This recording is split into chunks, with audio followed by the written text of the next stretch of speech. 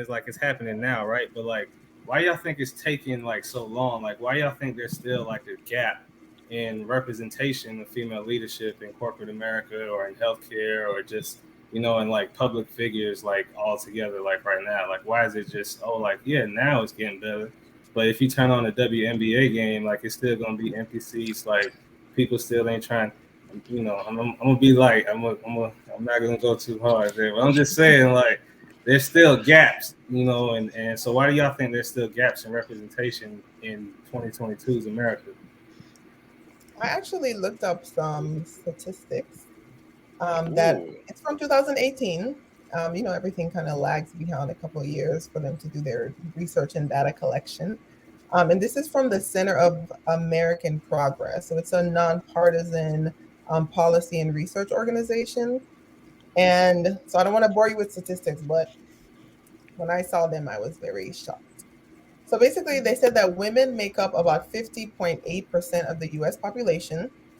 We hold 57% of undergraduate degrees, and we hold 59% of all master's degrees. And we basically outnumbered men in colleges since 1988. But there's still a very significant lag in women in leadership positions. So, for example, in the legal realm, women are about 45% of associates, but only 22% partner. In the education field, women have had um, the majority of doctorate's degrees for the last 8 years, but only 32% of them are full professors or college presidents. And I think there's like 30%. So only 30% of women are college presidents. In politics, like you guys just mentioned, there's only about 24% of women in Congress. And like I said, this is from 2018, so maybe the numbers are a little bit, um, give and take here and there. But basically, I think it's pretty much the same. There's only 18% women governors, only 23% women mayors, and women of color is a lot less. And even in the film industry, it's the same. So it's only about 18% of women who are directors, executive producers, etc. And in the corporate world, like you mentioned, I think, Nigel, um, women account for only 5% of CEOs for Fortune 500 companies and only 7% of top executive in Fortune 100 companies. So Mm, basically, it's disparaging yeah, numbers. yes. So it's gotten better, obviously. Like you said, we have a woman vice president. But the fact that we're saying we have the first woman vice president tells us that why are we talking about first in 2022, right? Yeah. Because clearly we still have a ways to go. So basically, the article was talking about how if women are perceived as nice and warm and nurturing, then they couldn't possibly be a leader, God forbid. But if they're, if they take charge, if they're more assertive, then whoa, now they're masculine and now they're aggressive. So it's like women are walking on this tightrope of, am I being too nurturing so I'm not a leader, or am I being too assertive so now I'm not, now I'm not a woman? So I Yeah. think that is probably one of the biggest reasons, is because it's always like this. Oh. Mhm. Well, Yeah. I want to jump.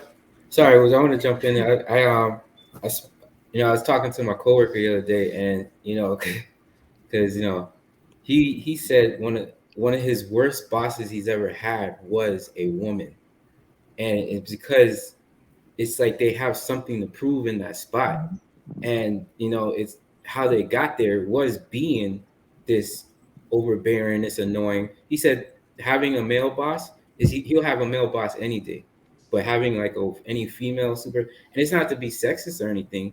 It's the fact that, like you said, they have to prove themselves to get there, and it's pretty Mhm. sad. But it's like now it's like a lack of respect, and now he's contemplating himself. I don't know how he feels about it, but you know what I'm saying. That's how it's crazy. That's interesting though, because I've had several female bosses in my career, right? And even currently, I've never had a problem with any of them. But I know several women I've worked with who have told me they do not want to work for a female boss.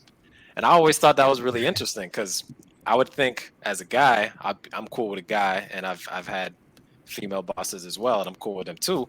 I would think women would be more all right with it, but I've had several of them say, I do not like working for another woman. And I guess me trying to understand, I guess maybe there's like a clash there, but it's an interesting thing.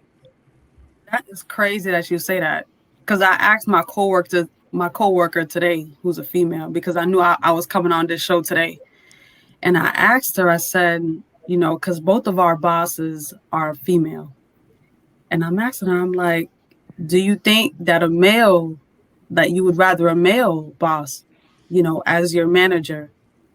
Whereas, you know, where we have instead of a female manager, and she says, I would rather a male, like personally, she would. And I was crazy that she would say that. And I asked her why, and she says, because generally speaking, women are more like catty, or like we make a fuss about everything. And, you know, compared to men who are more, you know, they seem more laid back, like they have this, they don't care attitude. And, you know, with a woman, it'll be more fussy, like she's more fussy, she's more moody, she's more emotional, or whatever the case may be.